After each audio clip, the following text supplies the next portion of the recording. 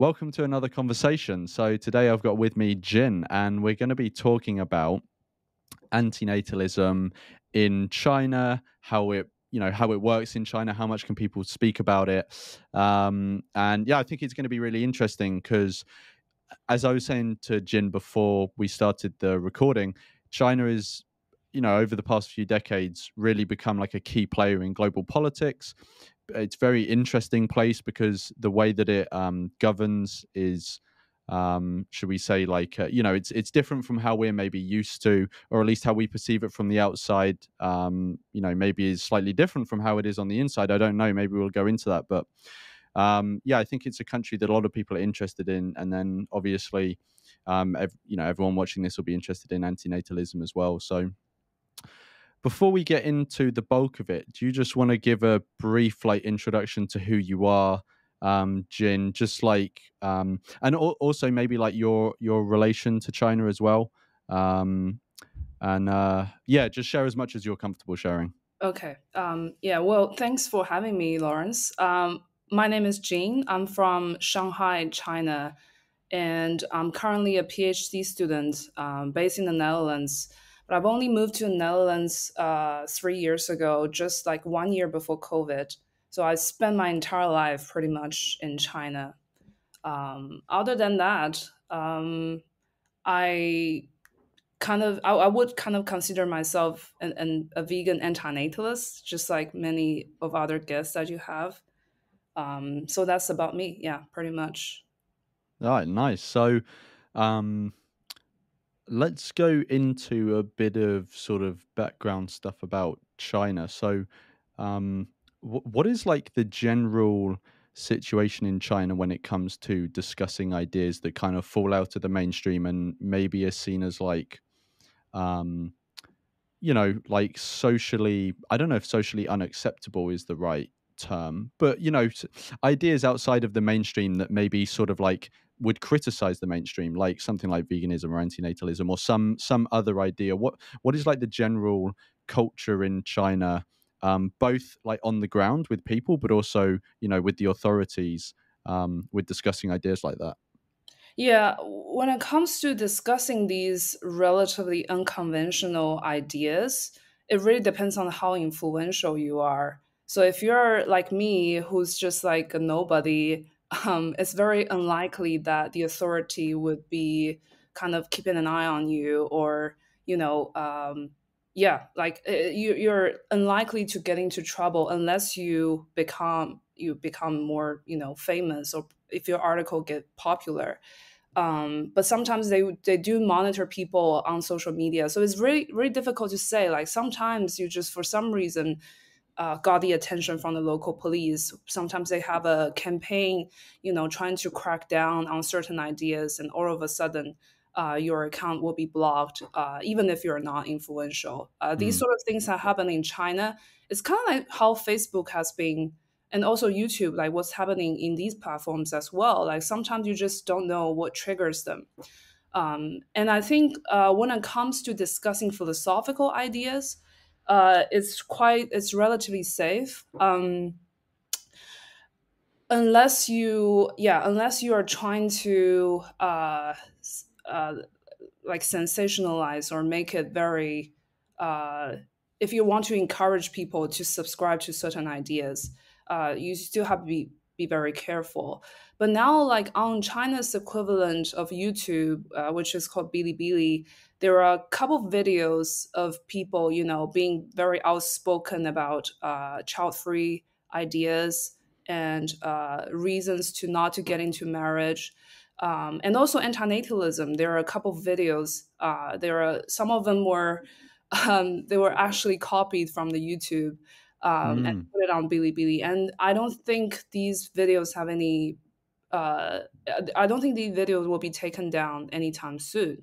They seems to be doing okay, but that's also because they usually don't get that many views to begin Mm. with. So it's like yeah, it's a very dynamic process, I would say. So, first thing I want to say is you're not a nobody. But if if anyone with bad intentions from China is listening, she is a nobody. I don't know who this person is. um, But the second thing is, so you know how you were saying how like it depends on who you are in society, maybe how much like influence you have and stuff. So maybe people that are like lower down or whatever, um, they can maybe speak more freely amongst themselves or whatever. But maybe with the sort of risk that they may get censored in some way, how does that like generally impact discussion? Do people tend to, when they're discussing like controversial ideas, are they relatively open about it online, and then if you get censored, you get censored and it's shit? Or do people tend to be careful of what they say online, even if they're a nobody, and maybe keep controversial stuff for in-person discussion? Yeah, I think it's really getting really worsened in the last couple of years. China has always been uh, cracking down on free thoughts, I would say, and also Western ideology. So throughout my, uh, you could say, like high school and college years, it's always discouraged for young people to so there's always this kind of restrictions on not to be influenced by Western thoughts, right? Like it's a very paradoxical stage. On one hand, China seems to be very they want to build this image that they are very international and becoming more and more like a Mm, big player during globalization process. But on the other hand, they also become very hostile towards any kinds of Western ideas. um, they want young people to stay clear with that. And I think like when it comes to we think through our language, right? So the censorship, I think, has the biggest impact in terms of language. So previously, when the censorship is not that harsh, I do think that young people tend to engage in more of these conversations a bit more. They're not afraid of speaking out. But nowadays, most of the platforms, people are, especially these like the most popular platforms like Douyin, which is China's TikTok, and China's equivalent of Twitter, you'll see a lot of young people started to use the abbreviations of the romanization of Chinese characters. So, say for example, when we are talking about President Xi Jinping, we will just use his initials, right? So this happens a lot to lots of words, and they would even censor word like death, for example, in like TV shows and films, etc. So they would use like a word to block it, and they would like the young people would also start to talk in a way that um, that would uh, kind of eliminate or try to avoid using certain words. And in the past couple of years, it's just become really difficult to understand what young people are saying mm. because they use so many abbreviations, use so many like weird words to try to get away with censorship. So that's the situation now in China, and I do feel like it's probably going to become even more like even harsher in the near future. And so, like, pivoting over to antinatalism, like, is it like what is the prominence of it in Chinese society that you can tell? Because I know you just said that it's sometimes hard to tell what people believe, because one, they may not share it publicly, and if they do, they may say it in a way to avoid censorship where you don't fully get what they're trying to say. Yeah. um but from your sort of like knowledge and exposure to what has been going on, how prominent do you think antinatalism is? I don't think it's prominent, to be honest. Antinatalism, if we define it in the sense of, philosophical as a moral stance that think procreation is unethical, or if we think that it entails, coming into existence is always a serious harm, then I don't think it's prominent at all. Like in Mm, China, what is actually growing is the child-free mentality.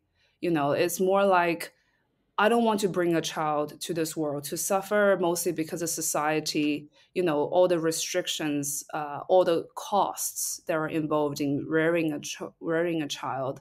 It's most of these kind of rationale. So if the society become better, if they all of a sudden provide better welfare, etc., I do think people would change their mind. um, Mm, and in terms of just like philosophical discussion, again, I can only speak in terms of what's going on in mainland China, because like in Hong Kong and Taiwan, they use traditional Chinese, we use simplified Chinese. And in Hong Kong and Taiwan, they do have much more freedom to talk about these issues, even on like TV shows.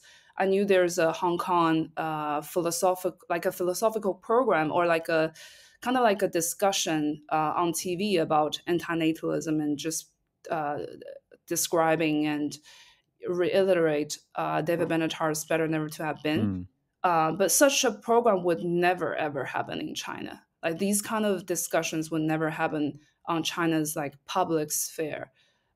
So we used to have this Douban group. Douban is like a social media, like a Swiss knife kind of social media. That's a combination of Letterbox and Goodreads. Like an online database where mm, people can discuss these sort of stuff. And it got deleted. The group was kind of censored. Just I think it was last year, and a lot of these online information were censored. So I don't know if there's any, as far as I know, like in terms of simplified Chinese, there's probably no platform or like a social group where people discuss antinatalism as how we define it. mm. So would you say then that it's basically just removing what you were saying about the child-free component? Would you say with philosophical antinatalism, it's basically just not discussed at all, or if it is, it's probably in like private chat groups that are very hard to get into, or maybe just in person?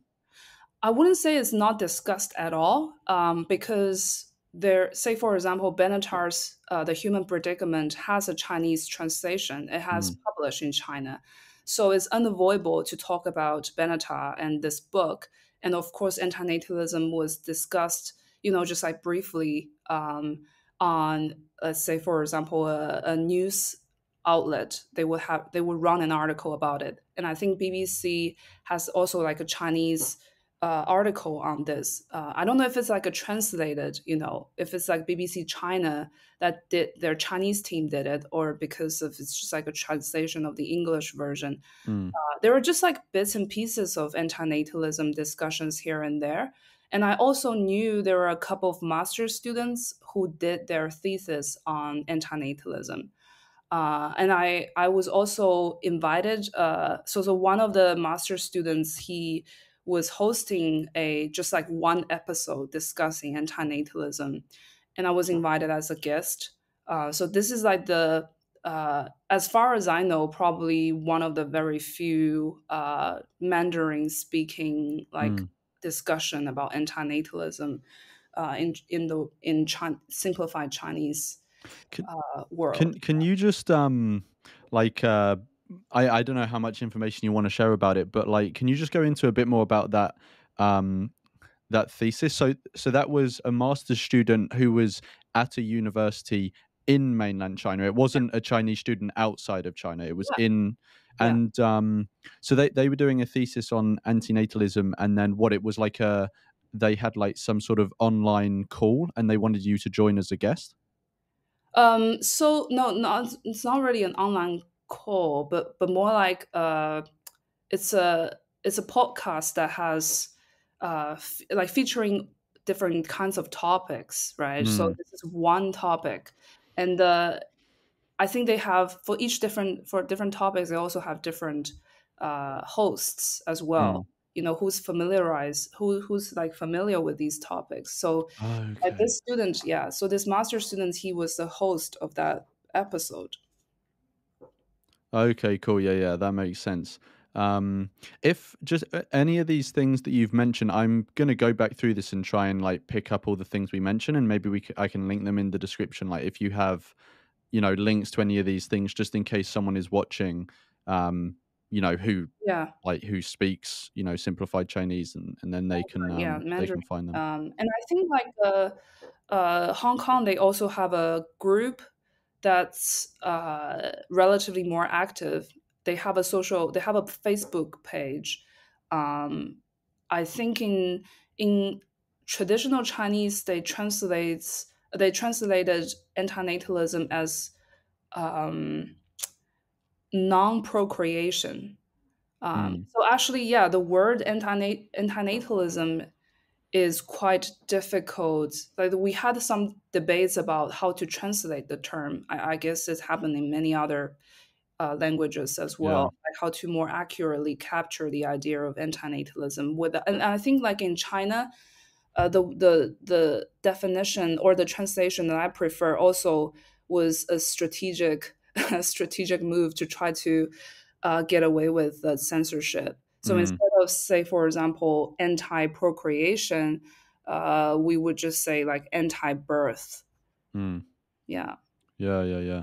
And you mentioned a BBC article, and did you mention another news outlet did a short report on Yeah, antinatalism as well? yeah, What yeah. do you know at all, like what the reaction was to those two bits of media, or any other like bits of media that have come up? Yeah, I don't think there are many, but there is one post on China's equivalent of Quora.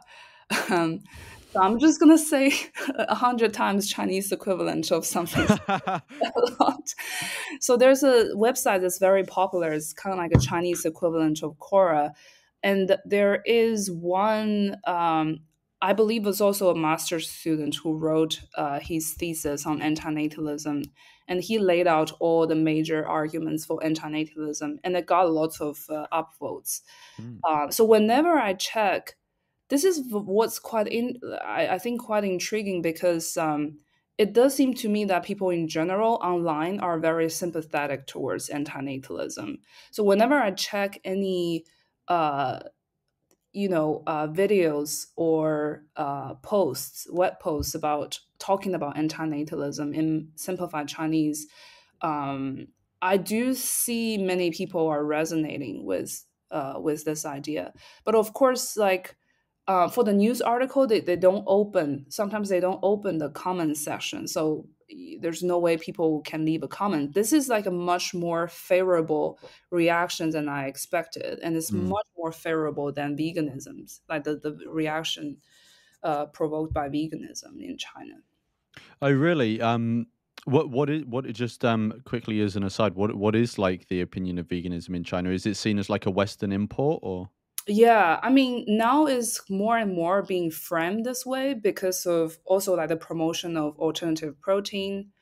It seemed to me that yeah, it's just getting really bad, like how much it's associated with Western ideology and how it is sort of framed in the sense that these are like Westerners don't want Chinese people to get stronger. Mm, They don't want us to eat meat. And they will say things like, on per capita, we're not consuming that much meat. Even though I have to say, like, when it comes to seafood, China's actually doubling the global average per capita of aquaculture, like the fish consumption. mm, But Chinese in general, like, if you're on social media, even if you're just talking about it in a good intention, the reactions are very hostile mm. towards veganism. And do you fear that? I mean, who knows if antinatalism is going to become more popular in China? But do you think, like, let's say in the future it does become more widely discussed? Um, do you think that it would also get this label of a Western import, or do you think for some reason maybe it's not? It wouldn't succumb to that, or? Yeah, I highly doubt it because China doesn't. Well, as far as I know, I'm not like very well educated when it comes to Chinese philosophy, but I don't think China has a root, like a traditional philosophical roots in terms of pessimism in general. Like I actually try to research and then see if there's any like philosophical development of pessimism in Chinese traditional philosophy, and there are that many. So when you don't have these like you don't have a Chinese equivalent of Schopenhauer. Mm. It's like very difficult to establish or develop antinatalism as a philosophical thought, right? And also just in terms of ethics, I would say China is not particularly known for ethics. um, Even like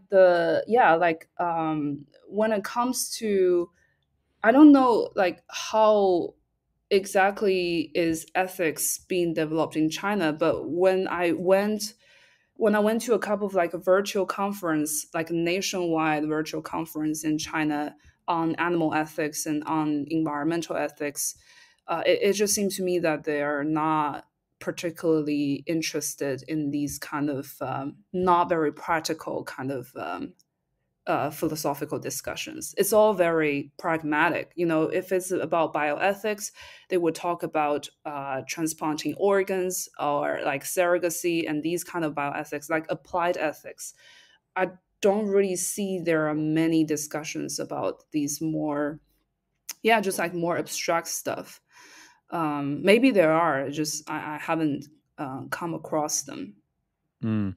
And you were mentioning before about how, like, antinatalism isn't that sort of widely spoken about or known, but you were saying that there's like a child-free contingent where they're sort of like, I guess you would call it like conditionally antinatalist, right? Like they disapprove of the current state of China, and so they don't want to bring someone into that. But if the state changed, then they may be open like to to bringing someone into that different situation.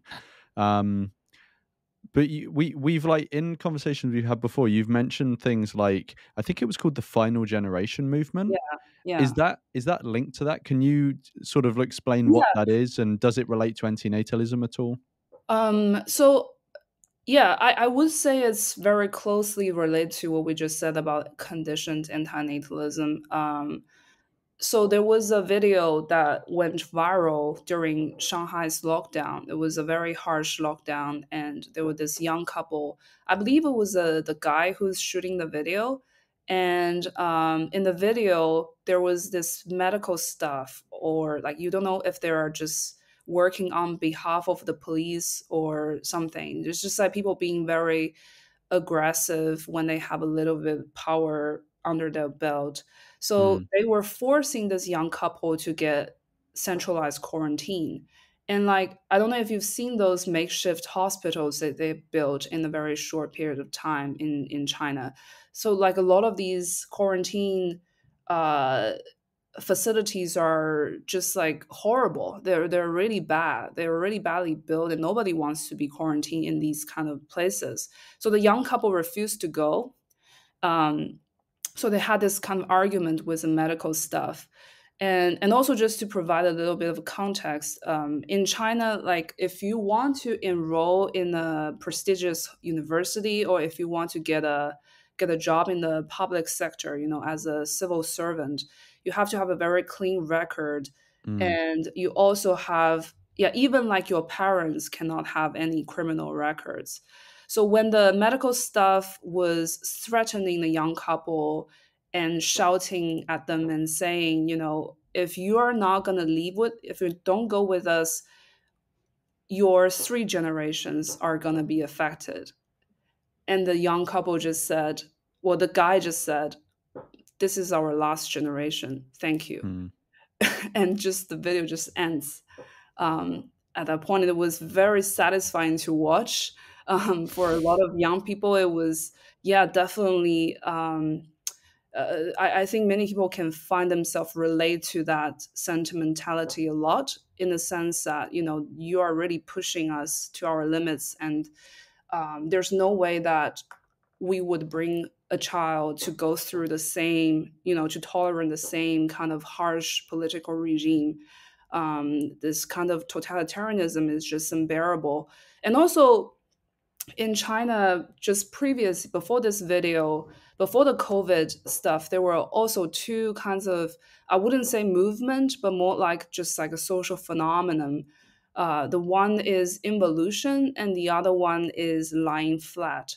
So involution is essentially describing. So literally, it's like you could translate it as inward uh, curling. So it's kind of like everybody working very hard, and you have to continuously improve yourself. And this is not just to outcompete other, but just to stay in the game. Mm. And the whole system is sort of in stagnation. It's not really it's not like everybody's well-being have improved, but rather it's like everybody just work harder for the capitalism machine, right? So a lot of people, especially in the IT industry, where they have this 996 like kind of working from 9 a.m. to 9 p.m. six days a week.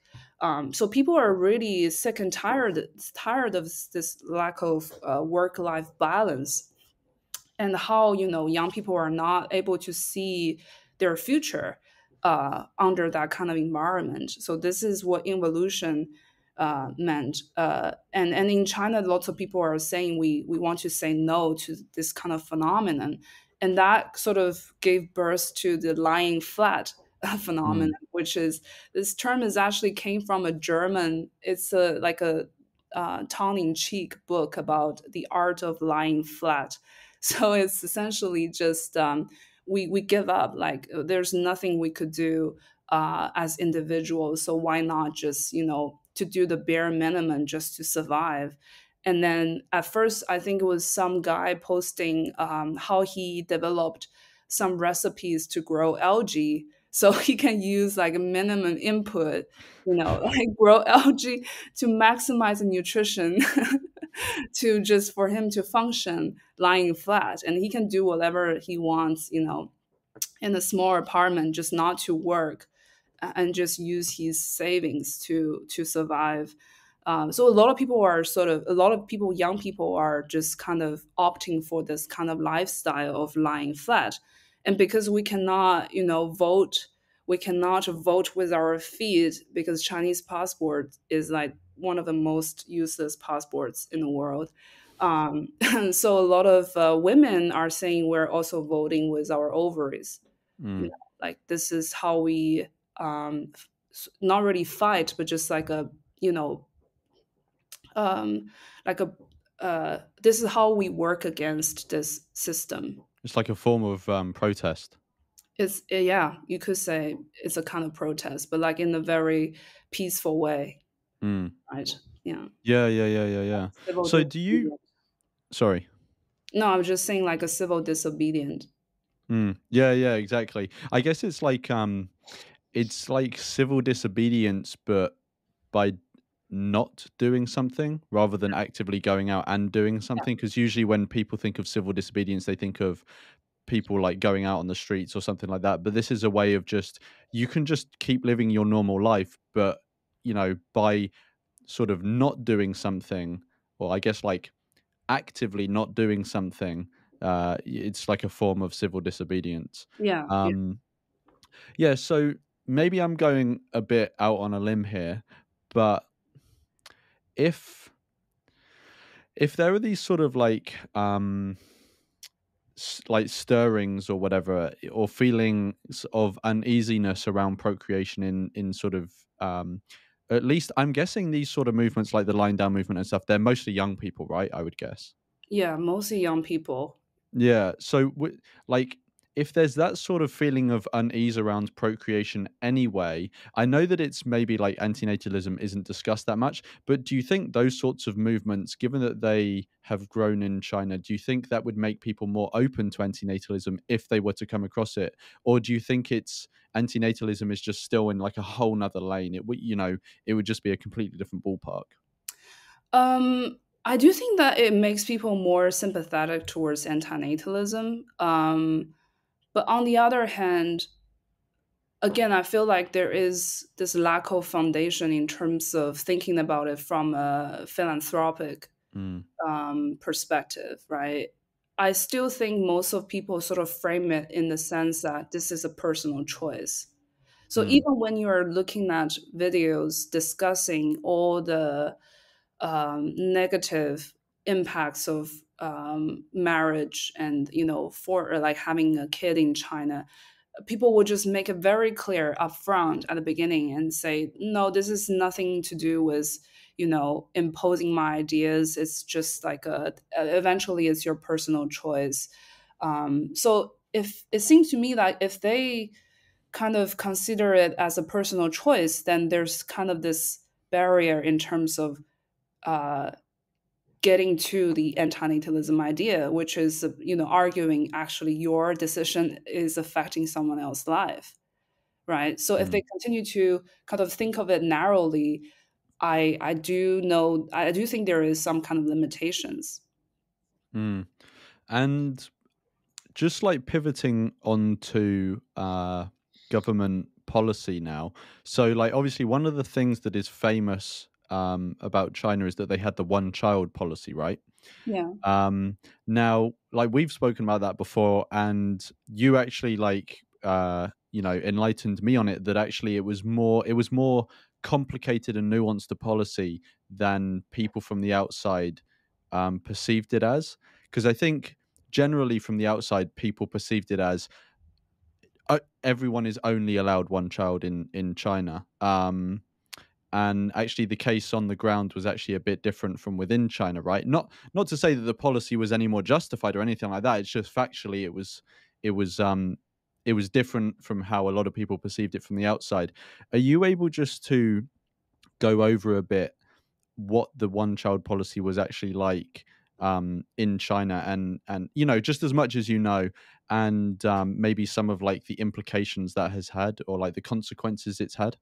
Yeah, yeah. First of all, I just want to say I have to be very humble about like just how much I could say, and I probably get some facts wrong because people write whole books about one child Mm. policy. But I am a product of one child policy, so Oh, uh, really? yeah, yeah, of course. I was born in 1989, so just about 10 years after one child policy was implemented. Um, and yeah, my parents, I would say, from someone who's grow up in Shanghai, one of the most affluent cities in China, probably the most affluent cities in China. Um, my parents' experience and my experience would be very different from someone who's growing up in other cities in China. Um, like first of all, I want to just clarify like one child policy is like a process, right? It's kind of evolving. It's kind of like evolving policy, um, kind of embedded in the very complex, like a domestic and global social political matrix. Because China, first of all, is not the only country that have imposed this kind of you could say all countries, all states have some intervention of human reproduction, right?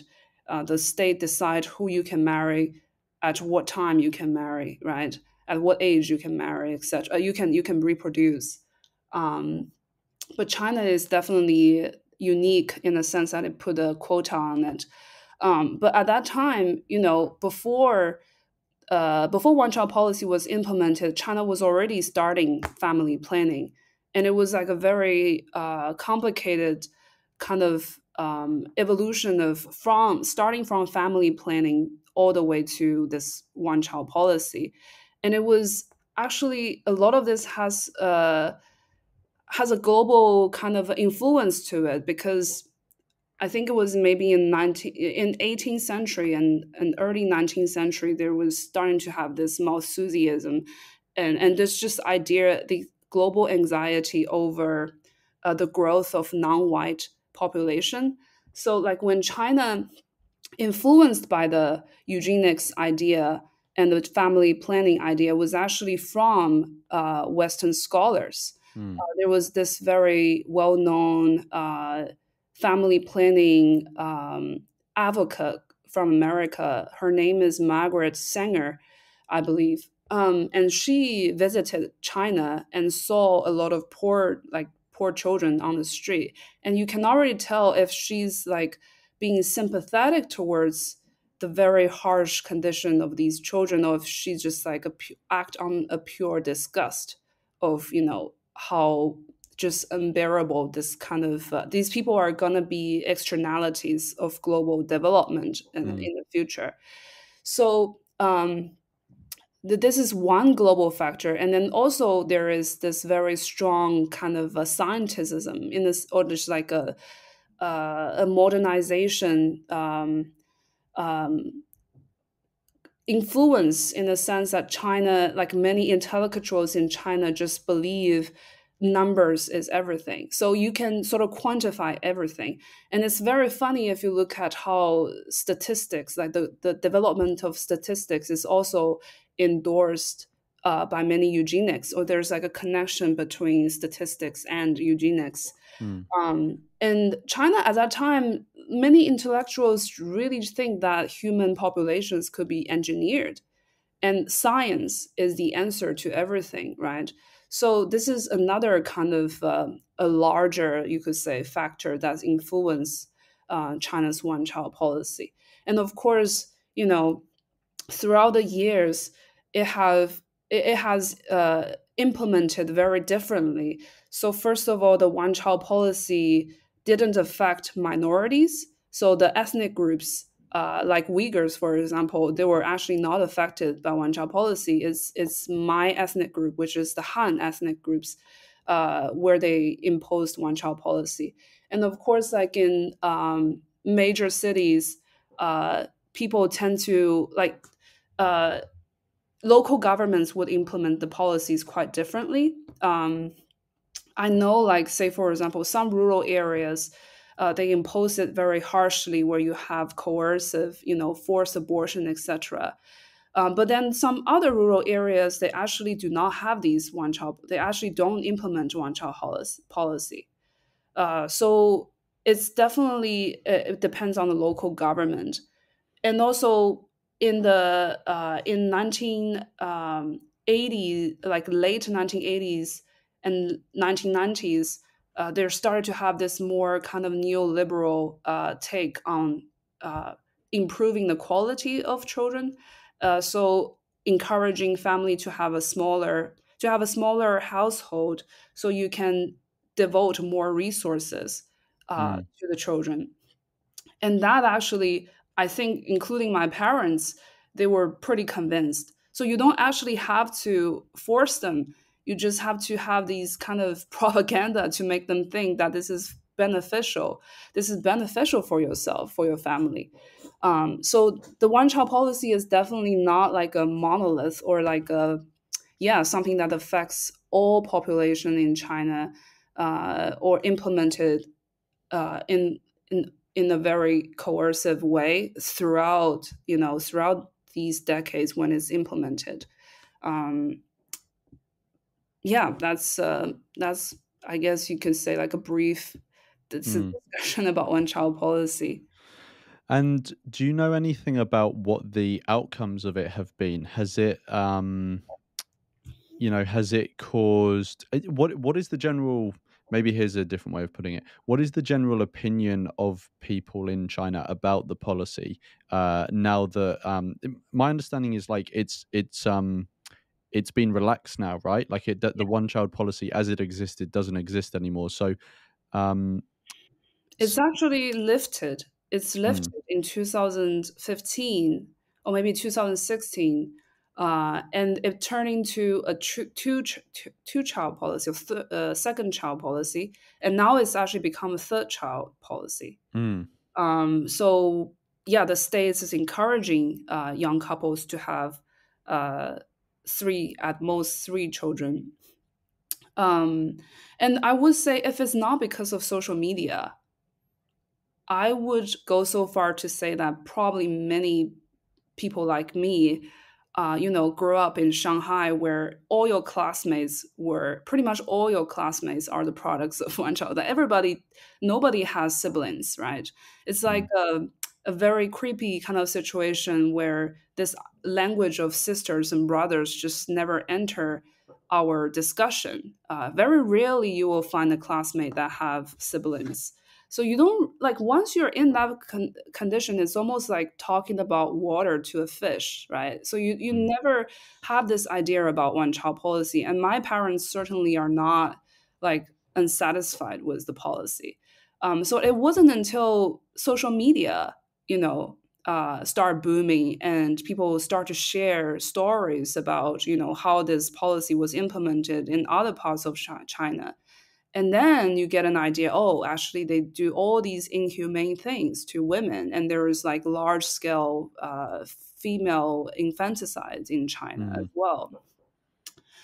And also, speaking Sorry, of female yeah. just before we go past that, do you want to maybe give a brief explanation as to like why there was female infanticide? Like why was there infanticide of girls and not boys? Yeah, I mean, the short answer is sons are valued more in China's society. This could be because of, you know, just in terms of labor, you know, they Mm. contribute to labor. And also like when you kind of this idea you married off, like the daughter you're going to marry it to another family. So eventually the daughter is just not gonna carry your name, right? It's a very kind of conservative kind of idea. Um, but then actually when the one child policy was implemented, many rural areas they have like one son, uh, two. What do they call? It's like if your first child is a female, you can actually have another child. So Mm. this policy was flexible in that sense.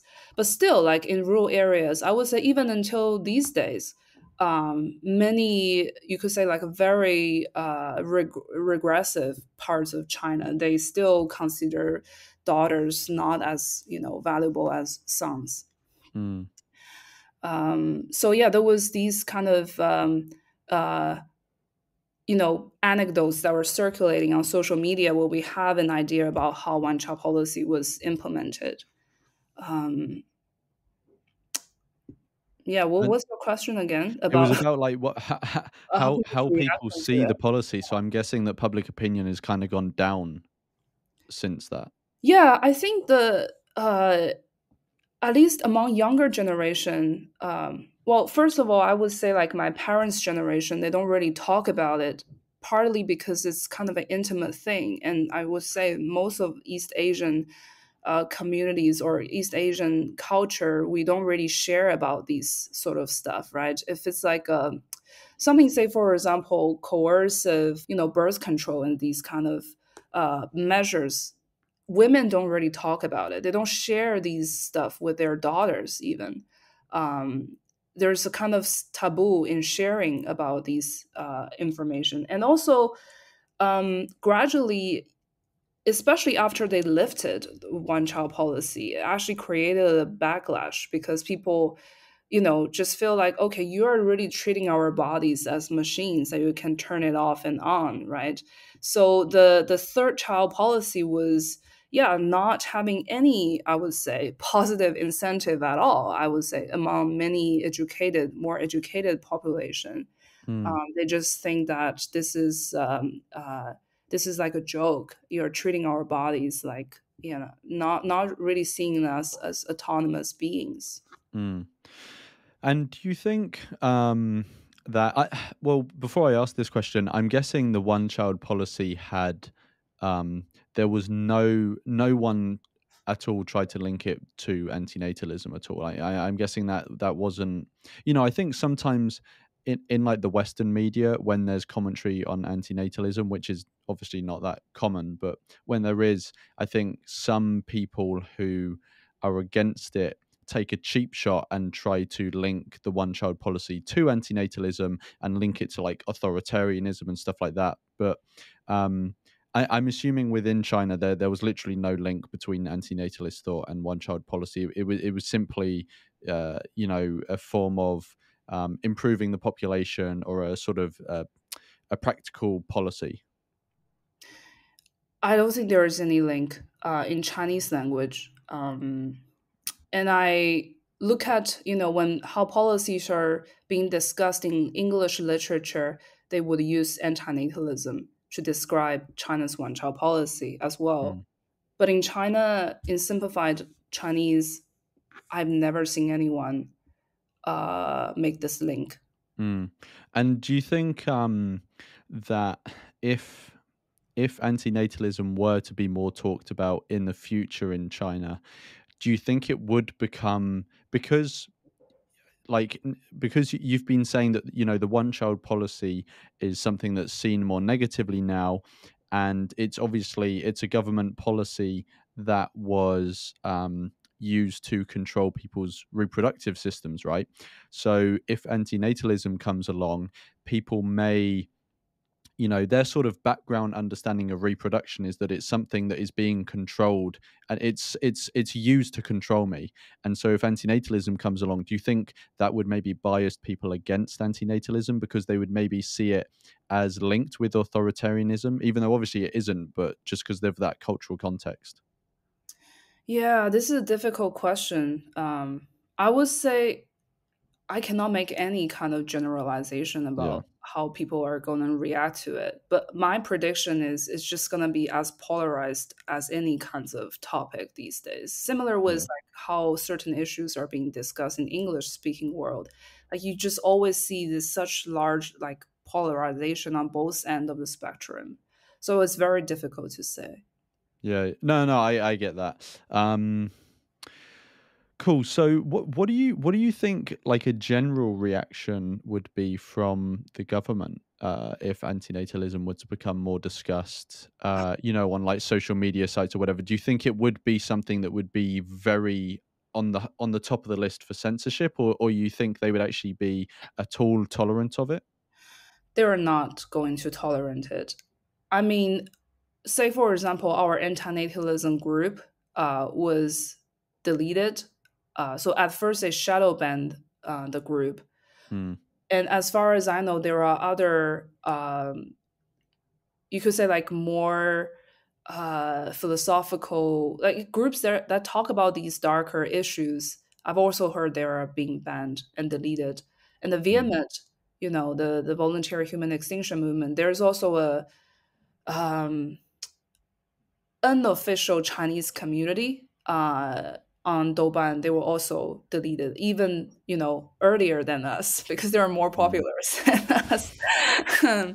So yeah, just judging from how quickly they have deleted, just not letting these discussions to take place, I would presume they're not a huge fan of this idea at all. Yeah, yeah. I kind of guessed that would be the case. But to be honest, that's not unique to China. Like, I don't think any government it would be welcoming of antinatalism. Yeah, Like, yeah. yeah. Um, so yeah, are there any? You mentioned there are a few like master's students who have done like like a thesis on antinatalism or something like that. Are there any other like people who you would describe as like low key influencers, or maybe like an academic or someone like that, or a content creator in China that is known for antinatalism? In academia, I don't think so. But I knew there's an author who wrote about a book presenting all the arguments. But again, that book just resembles more with like a free child free rather than Mm, antinatalism. I'm also involved in content creation alongside a couple of other more philosophical minded Chinese like members in our on social media. But we mostly just write about book reviews, write about uh, just make some general discussions. It's never, yeah, it's never that comprehensive. Like some of them have mm, translated articles. I've also translated articles and translating, even like Julio Cabrera's book. Some people have, just translated bits and pieces of these literature. But other than that, I don't think there's other content in terms of content creators, but there are mm, a couple of them in Hong Kong. because they speak Cantonese, so I cannot really engage with them or just even understand what they say. Yeah.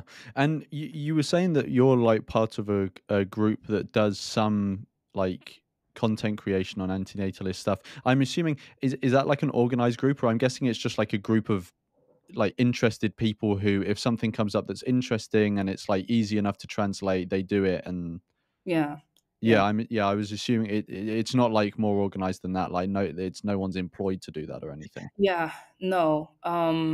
What's really funny was previously the Douban, the moderator or the admin, the person who created Douban group, like she's very well educated and well educated on the subjects of antinatalism, even like ethylism, for example.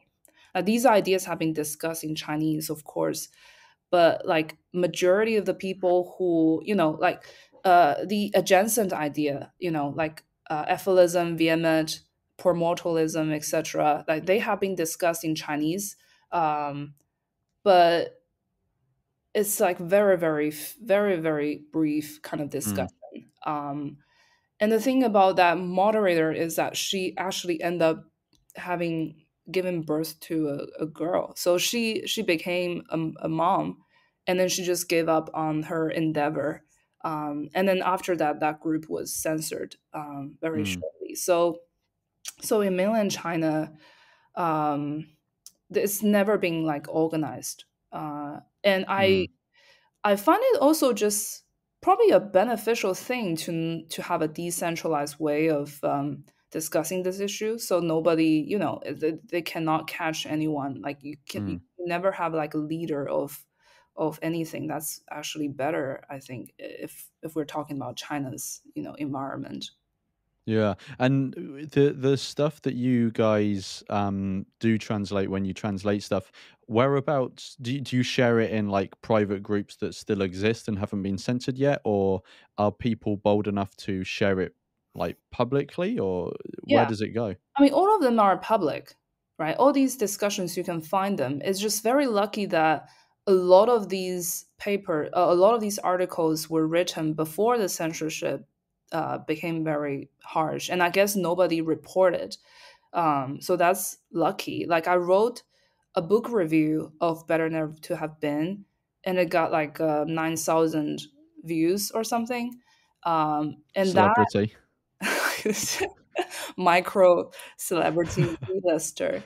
Um, like at least I mean that review actually got me a few followers right on social media, and then we sort of every once for a while we would post something like the whole like translating the antinatalism handbook. I knew about these volunteers because of the social media, Mm, so everything is on openly accessible, uh, and I do feel like maybe again, like I'm not particularly, I'm not a very sociable person, so there probably is some kind of community going on in simplified Chinese speaking world. But you just hate humans too much to engage. I'm too cool for that. No, it's just the people who seem to be interested in translation. I feel like I knew all of them already. Like Mm, we're sort of in this Telegram group already. yeah, and you were saying that like you've what's the, like expressed antinatalist views publicly in China before on social media, at least through like book reviews and stuff like that.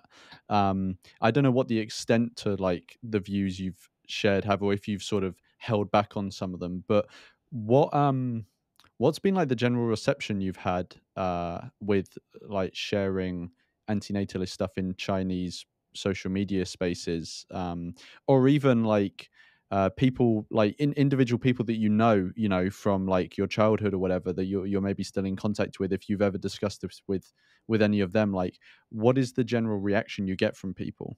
Yeah. I think in terms of social media, it does. I do have an echo chamber, I have to admit. Mm, Like the people who follow me on the social media, they definitely agree with what I say, mm, mm. which is fun, I think, because we're right.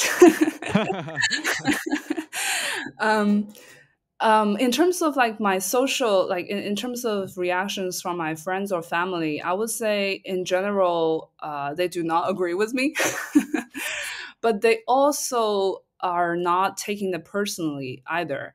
I actually have a few friends who are parents, and I have friends who just recently become parent. They all knew that I'm antinatalist. I'm very vocal about my position, and to the point that I insert antinatalism idea whenever I can, sort of like a meme. I just always talk about it whenever I can. Um, and even my mom, when it just actually happened last year when I went back to China, and she was like, looking at the situation in China, and she was like, as long as you're happy, we're happy. And if you don't want to have a child, it's fine. Again, like this is not strictly antinatalism, but still, I would say people's reaction in general are very positive. Maybe it's because I am more, selective in terms of who my friends Mm, are. Like they might not agree with it. They might still think it's a personal choice, but at least they wouldn't try to like they never be they're never hostile towards this idea. And I do have this friend who's a parent. He's definitely not a fan of antinatalism, but every time we engage in this conversation, he's able to kind of reasonably, try to discuss with me. And I would say maybe I'm just like an outlier in terms of, like uh my circle, and my families. They all seem quite supportive and allow me to just, be as provocative as I can. mm. Yeah. So I'm lucky in that sense. Yeah, you obviously associate yourself with intelligent people, although not intelligent enough to be antinatalist. But what? No, I don't want to throw any shade on them.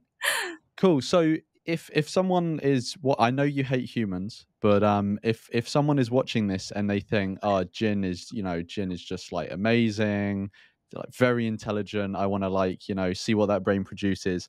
Where can they like can they is there anywhere that you're happy for people to like keep up with you or follow you or anything like that, or would you prefer just to remain private? I actually, yeah, like I don't really put out that many works, mainly on antinatalism anymore, to be honest. So there's really no place that, other than my social media account, that they can follow, if they speak Chinese, of course. Mm, Um, and also just the commitment. I think it's just once you broadcast your work, you still also have to engage in people's comments and all these. You have to respond to them, mm. and I just find sometimes I don't have the mental bandwidth to engage Yeah, yeah, yeah, yeah. in this back and forth discussions, especially on these topics that are pretty heavy. Mm. Yeah. Yeah, no, no, I get that. So basically, anyone watching, fuck you. No, I'm joking. um, but no, okay, cool. So what I'll do is I will put any links in the description to anything that we've commented on, like like you mentioned some articles or whatever before. So I'll put links like that. So if anyone is interested in the general topic, then they can find those. Um, but yeah, is there anything else you think we've missed at all, or that you think maybe should be included before we finish? Um, Actually, no. I think you are very good with time management, and it's like about 1 hour. It's a very good. Yeah, I think we covered all of, at least for me. Yeah, I maybe I would just like to add like anything that people know about China, or they can see from the media, like how English speaking media portray China, I would just say try to be try not to take them too seriously. Like China can never, like whatever people generalize about China is not true. Mm. And I also hope that people could separate the government with the people. It's a very kind of basic message that I want to send. Yeah. Yeah, but 100%, because if even if people watching this do have a very negative view of the Chinese government, um, like on at least two big levels, they shouldn't associate that with the people, because one, like a government is not necessarily the people, right? So they're just different groups. But also, like, if you have a negative view of the government, the population are however you want to view it, like the victims of the government, right? Like they are the ones that bear the brunt of the negative government you see, if that's how you see it, if you get what I mean. But obviously, like, people should yeah, take with a pinch of salt what they see about China on the Western media, because it's not necessarily like the full picture, as you said. Um but cool, yeah, thanks so much for coming on. I really enjoyed that. I think, like I said to you before, I think people will be really interested um in like hearing about antinatalism in Yeah. China. Thanks again for um having me. And I just remind me, so what we said previously about like the CPC, the Chinese Communist Party, now like Xi Jinping is sort of being seen as a personification of the Chinese Communist Party. And I also want people, like, if they have time, they can check out. The Economist did a podcast called The Prince. I think it was like 8 episodes, and I do feel like this is a very strong argument actually for antinatalism. Is that when we look at all the dictators, all the people that have the power to do these atrocities, they all seem to have very terrible childhood. Even like people like Elon Musk, for example, when I look at what he has been through in his childhood and how many people are paying for his traumatic childhood, right? It just seemed to me like you can say, oh yeah, like having a rough childhood could be canceled out if someone become resilient, if they are learning from the hardship. But it seemed to me is there's also a much obvious asymmetry there in terms of how many lives are lost because of someone's bad childhood. mm, Um, yeah, like Xi Jinping had a very terrible childhood, and people don't seem to have much sympathy once once these people become adults and become sort of going crazy, right? And people don't have any sympathy for them anymore. That is a very sad situation. mm.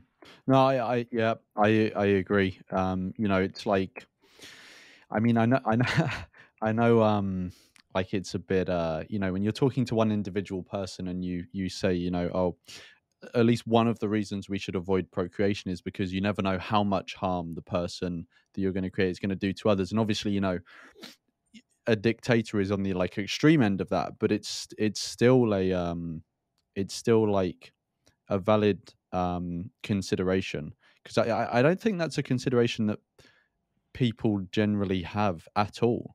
Um, people, I think it's one thing for people to think.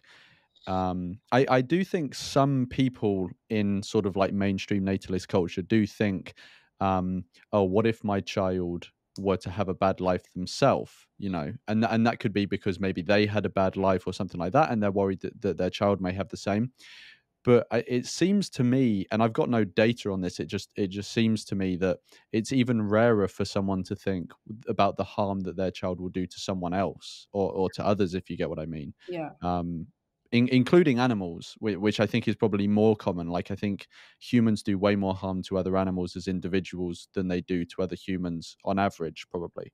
yeah, Um, but yeah, it's definitely a consideration to have. But I'll put that link to that series of podcasts that The Economist did in the description, so people can find that if they want to they want to, have a listen to that. But yeah, thanks so much for coming on, Jen. Thanks, Lawrence.